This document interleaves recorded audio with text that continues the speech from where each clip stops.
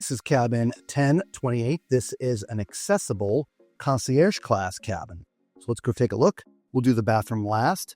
But as you see, you come in, there's a button to open the door. Nice big wide door. Yep, Lisa's spinning around there.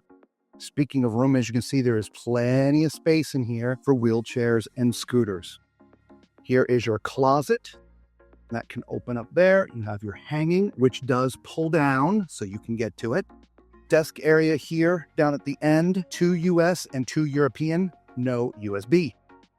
That is a mini fridge. Your safe is behind this one, drawers, and your TV.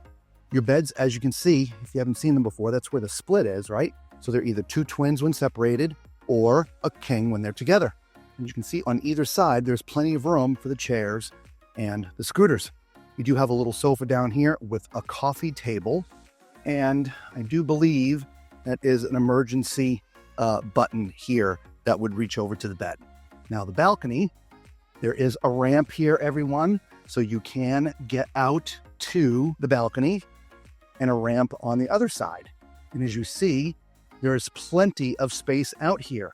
You can roll right up here and check out the nice views. We are towards the front of the ship, but you can also see all the way down to the back.